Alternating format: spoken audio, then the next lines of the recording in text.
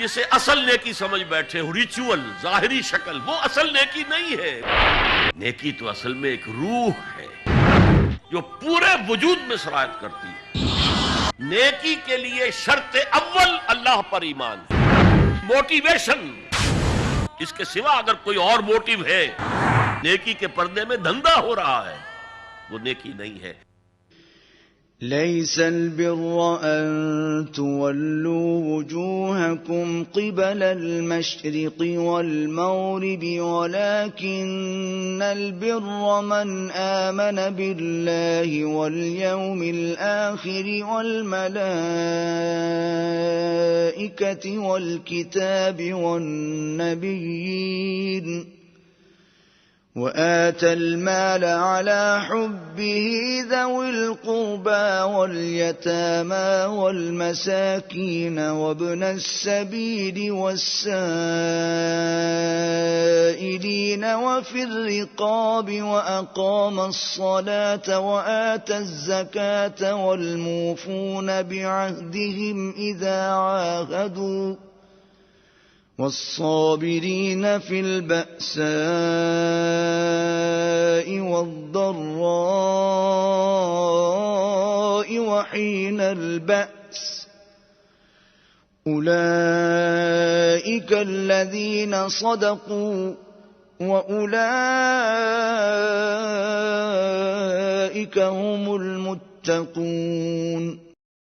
نیکی یہی نہیں کہ تم مشرق و مغرب کو قبلہ سمجھ کر ان کی طرف منہ کر لو، بلکہ نیکی یہ ہے کہ لوگ اللہ پر اور روز آخر پر اور فرشتوں پر اور اللہ کی کتاب پر اور پیغمبروں پر ایمان لائیں، اور مال باوجود عزیز رکھنے کے رشتہ داروں اور یتیموں اور محتاجوں اور مسافروں اور مانگنے والوں کو دیں، اور گردنوں کے چھڑانے میں خرچ کریں، اور نماز پڑھیں اور زکوٰۃ دیں، اور جب عہد کر لیں تو اس کو پورا کریں، اور سختی اور تکلیف میں اور جنگ کے وقت ثابت قدم رہیں۔ یہی لوگ ہیں جو ایمان میں سچے ہیں، اور یہی ہیں جو اللہ سے ڈرنے والے ہیں۔ اما بعد فاعوذ باللہ من الشیطان الرجیم، بسم اللہ الرحمن الرحیم۔ لیس البر ان تولوا وجوہکم قبل المشرق والمغرب۔ یہ آیت قرآن مجید کی اس اعتبار سے عظیم ترین آیت ہے۔ نیکی کی حقیقت کیا ہے، اس کی جڑ کیا ہے، بنیاد کیا ہے، اس کی روح کیا ہے، اس کے مظاہر کیا ہیں۔ مظاہر میں اولین شے کون سی ہے، ثانین کون سی ہے، ثالثاً کون سی ہے، اور اس پر ایک پورا علم الاخلاق جو قرآن کا ایک مکمل کتاب تصنیف کی جا سکتی ہے۔ ایتھکس، قرآنک ایتھکس کے لیے یہ آیت ایک یوں سمجھیے کہ جڑ اور بنیاد ہے۔ لیکن یہ سمجھ لیں کہ یہ آیت یہاں آئی کیوں ہے۔ پس منظر میں وہی تحویل قبلہ ابھی ہے۔ تحویل قبلہ کے 4 رکوع 15، 16، 17، 18 یہ تو سالڈ ہے۔ اس سے پہلے 14ویں رکوع میں آیت تھی للہ المشرق والمغرب فأینما تولوا فثم وجہ اللہ۔ ادھر بھی پھر اتنی آیتیں چھوڑ کر، اتنا چھوڑ کر پھر یہی لیس البر ان تولوا وجوہکم قبل المشرق والمغرب۔ نیکی یہی نہیں ہے کہ تم اپنے چہرے مشرق اور مغرب کی طرف پھیر دو۔ یہ نہیں کہا یہ نیکی نہیں ہے، نیکی یہی نہیں ہے، یہ بھی نیکی ہے۔ جو ظاہر ہوگا نیکی کا وہ بھی نیکی ہے، لیکن اصل شے اس کا باطن ہے۔ باطن صحیح ہے، نیک ہے، تو حقیقت میں نیکی نیک ہے، ورنہ نہیں۔ ولیکن البر، بلکہ نیکی تو اس کی ہے۔ اب یہاں سے شروع ہوا جو نیکی کی جڑ ہے، بنیاد ہے۔ من آمن باللہ والیوم الآخر والملائکۃ والکتاب والنبیین۔ سب سے پہلے ایمان، تاکہ تصحیح نیت ہو جائے۔ یہ جو ایمان لائے اللہ پر، یعنی جو نیکی کر رہا ہے صرف اللہ سے اجر کا طالب ہے۔ والیوم الآخر، اور قیامت کے دن پر کہ اس کا کوئی اجر دنیا میں نہیں، صرف آخرت میں مطلوب ہے۔ ورنہ آدمی سوداگری کرے، دکانداری کرے، کپڑا بیچے، کچھ اور بیچے، دین تو نہ بیچے۔ دین کا کام کر رہا ہے تو اس کے لیے سوائے اخروی نجات کے اور سوائے اللہ کی رضا کے کوئی اور شے مقصود نہ ہو۔ والملائکۃ والکتاب والنبیین، اور ایمان لایا فرشتوں پر اور کتابوں پر اور انبیاء پر۔ یہ تینوں مل کر ایک یونٹ بنتے ہیں۔ فرشتہ لایا دین، کتاب بن گئی، اور انبیاء پر آئی وہ کتاب۔ ایمان بالرسالت کا تعلق نیکی کے ساتھ یہ ہے کہ نیکی کا ایک مجسمہ تمہارے سامنے رہے، آئیڈیل، اسوہ، ایسا نہ ہو کہ اونچ نیچ ہو جائے۔ نیکیوں میں بھی ایسا ہوتا ہے، کوئی جذبات میں ایک طرف کو نکل گیا، کوئی جذبات میں ایک طرف کو نکل گیا۔ اس گمراہی سے بچنے کی ایک ہی شکل ہے کہ ایک مجسمہ مکمل، ایک اسوہ کاملہ سامنے ہو جس میں معتدل ہو تمام چیزیں، اور وہ ہمارے لیے اسوہ کاملہ محمد الرسول اللہ کی شخصیت ہے۔ نیکی کے ظاہر کے لیے ہم انہیں معیار سمجھیں گے، جو شے جتنی ان کی سیرت میں ہے اس سے زیادہ نہ ہو، اس سے کم نہ ہو۔ کوشش یہ ہو، آئیڈیل یہ ہو کہ بالکل انسان حضور صلی اللہ علیہ وسلم کے اسوہ کاملہ کی پیروی کرے۔ وَلَكِنَّ الْبِرَّ مَنْ آمَنَ بِاللَّهِ وَالْيَوْمِ الْآخِرِ وَالْمَلَائِكَةِ وَالْكِتَابِ وَالنَّبِيِّينَ وَآتَى الْمَالَ عَلَى حُبِّهِ ذَوِي الْقُرْبَى وَالْيَتَامَى وَالْمَسَاكِينَ وَابْنَ السَّبِيلِ، اور دیا اس نے مال یا دے وہ مال اس کی محبت کے علی الرغم، علی حبہ اللہ کی طرف نہیں ہے، علی حب المال، علی الرغم مال محبوب ہے پھر بھی وہ خرچ کر رہا ہے، ذوی القربہ قرابت داروں پر، والیتامى یتیموں پر، والمساکین محتاجوں پر، وابن السبیل مسافر پر، والسائلین اور مانگنے والوں پر، وفی الرقاب اور لوگوں کی گردنیں چھڑانے میں۔ گویا کہ نیکی کے مظہر میں اولین مظہر یہ ہے انسانی ہمدردی، اگر یہ نہیں ہے تو نیکی نہیں ہے۔ عبادات کے انبار لگے ہوں اور دل میں شقاوت ہو، انسان کو حاجت میں دیکھ کر دل نہ پسیجے، کسی کو تکلیف میں دیکھ کر تجوری کی طرف ہاتھ نہ بڑھے حالانکہ تجوری میں مال موجود ہو، تو وہ دین کی روح سے بالکل خالی ہے۔ یا آپ سورہ آل عمران میں پڑھیں گے، لن تنالوا البر حتى تنفقوا مما تحبون، تم نیکی کے مقام کو پہنچ ہی نہیں سکتے جب تک کہ خرچ نہ کرو اس میں سے جو تمہیں پسند ہے۔ جس سے طبیعت گھبرا گئی، اکتا گئی، کپڑے میں جو بوسیدہ ہو گئے وہ دے دیے، حاتم طائی کی قبر کو لات مار دی، وہ نہیں، جو شے پسند ہے اگر اس میں سے نہیں دیتے تو نیکی کو پہنچ بھی نہیں سکتے، تمہیں ہوا بھی نہیں لگے گی۔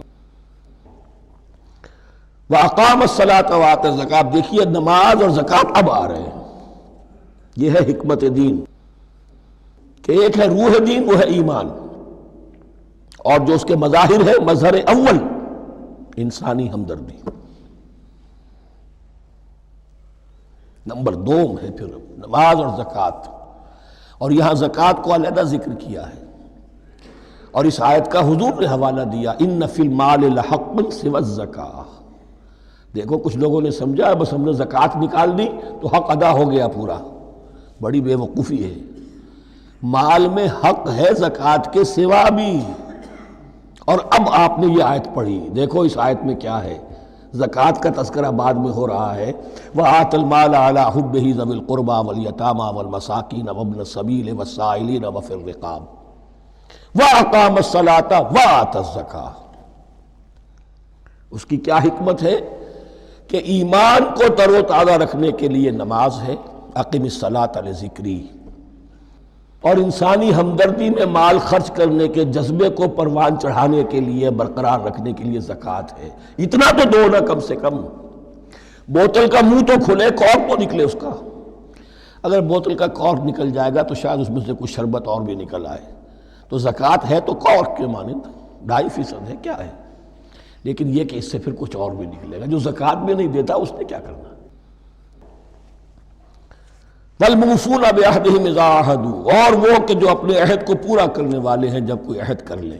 سب سے بڑا عہد اللہ سے کیا، لست بربکم قالوا بلا، پھر عہد شریعت کا ہے کہ جو ہم نے کیا اللہ کے ساتھ، پھر آپس میں جو بھی معاہدے ہو جائیں، اور معاملات انسانی سارے کے سارے معاہدات کی شکل میں، شوہر اور بیوی کا معاملہ بھی ایک معاہدہ ہے، marriage is a social contract, شوہر کی ذمہ داریاں ہیں، اس کے فرائض ہیں، بیوی کی ذمہ داریاں اس کے فرائض ہیں، شوہر کے حقوق ہیں، بیوی کے حقوق ہیں، پھر جو بھی امپلائر امپلائی ریلیشن شپ ہے، معاہدہ ہے، کانٹریکٹ ہے، جو ہمارا آپ کا پولیٹیکل سسٹم ہے وہ بھی معاہدوں کے اوپر مبنی ہے، بڑا بزنس جو ہے وہ کانٹریکٹ پہ چلتا ہے۔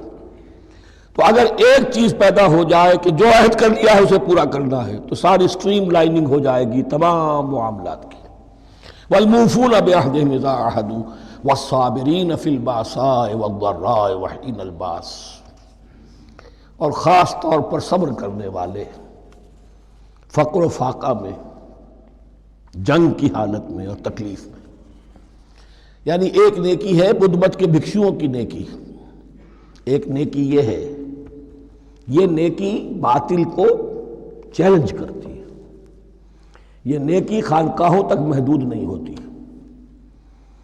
یہ نیکی صرف انفرادی سطح تک محدود نہیں رہتی۔ جو نیکی اللہ چاہتا ہے وہ یہ ہے کہ اب باطل کا سر کچلنے کے لیے میدان میں آؤ، اور جب باطل کا سر کچلنے کے لیے میدان میں آؤ گے تو خود بھی تکلیفیں اٹھانی پڑیں گی۔ صحابہ کرام کو بھی جانیں دینی پڑی ہیں، سینکڑوں صحابہ نے جام شہادت نوش کیا۔ تو آخری چوٹی کیا ہے؟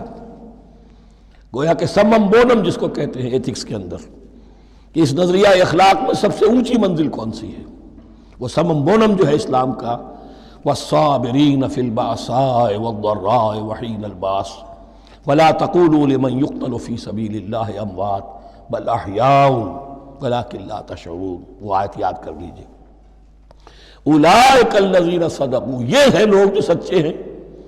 دعوت و نیکوکاری کا بہت شوق ہے، یہ ہیں وہ لوگ کہ جو سچے ہیں۔ وَأُولَٰئِكَ هُمُ الْمُتَّقُونَ، اور یہی حقیقت میں متقی ہیں۔